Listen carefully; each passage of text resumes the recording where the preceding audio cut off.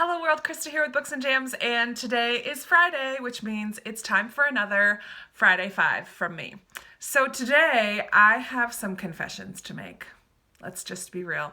I mean, we all have bookish confessions. Things like that we have never read Jane Eyre, or that we hate Wuthering Heights, or that I've canceled on hanging out with people in order to stay home and read, or things like I read multiple books at a time when I know some people are really sticklers about reading just one at a time. But I have 5 that I'm going to share with you, like how I snuck in a few extras there.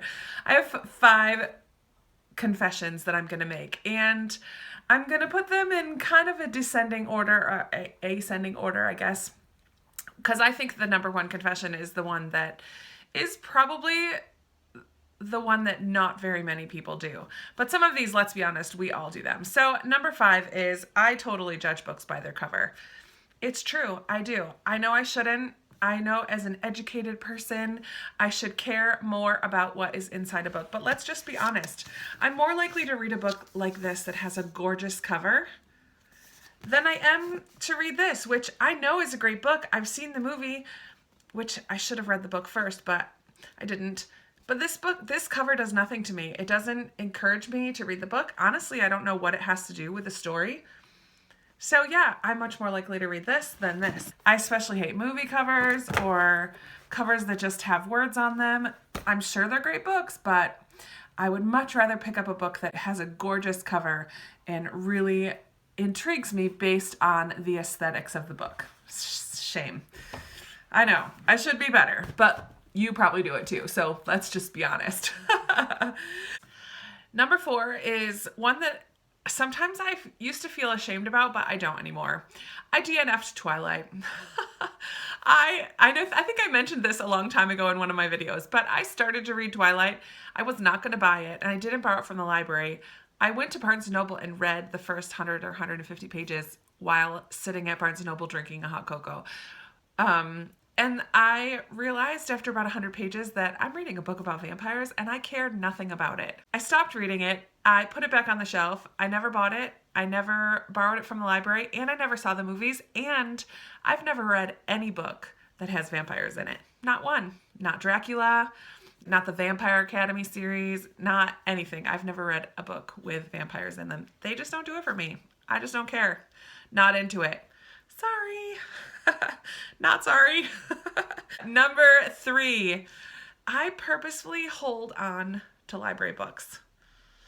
I mean, I know that I'm going to have to pay a fine because it's overdue. I know there are probably other people waiting to read these books, but if I haven't done my wrap-up yet, like this month, I've not yet filmed my February wrap-up, and all of these are from the library that I read in February. I have 6 books here.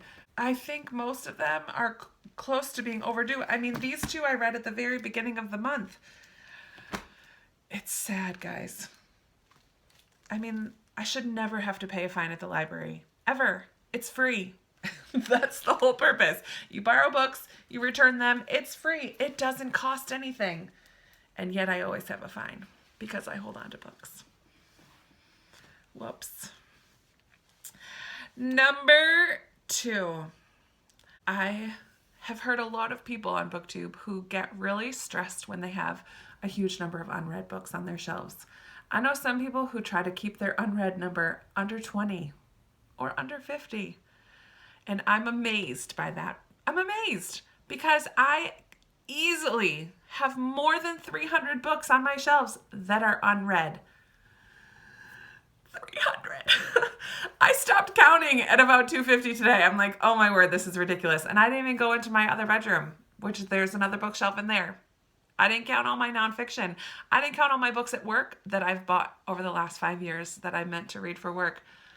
No, I have a lot of unread books. And yet I still have fines at the library. Guys, that's a problem. All right. And number 1 is probably gonna shock some of you. If I'm reading a book and it's late at night and I know that I have to get up for work the next day, but I get to that part that I just have to know what's going to happen. but I'm too far away to stay up and finish the book. I peek. I do. I skip like 10 or 12 pages and I skim read and I look a little bit and I skip 10 or 12 more pages. I read another couple sentences and I peek again. Guys, I've spoiled myself for book endings over and over and over, and I just can't stop doing it. I just did it last night. I'm reading The Secret Keeper by Kate Morton, and I had about 100 or so pages left, and I really want to finish it because I'm really eager to start Station 11 for my read-along group. But it was late. I have somewhere to be today, and I peeked. I did, and I think I spoiled myself a bit for the ending. And it's a mystery. Like, why do I do that to myself? But I do. I peek. I peek ahead. I don't like read wholeheartedly the last couple pages, but I do spoil myself all the time.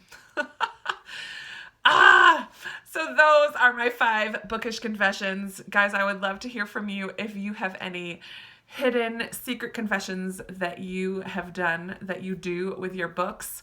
I mean, dog-earing pages, I do that. Using other things for bookmarks, I do that. Loaning out your books or not loaning out your books, yeah, I'm the worst. Eating while you eat, I do that too.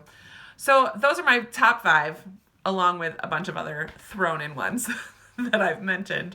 I would love to hear from you down in the comments some of your bookish confessions and what you think about mine.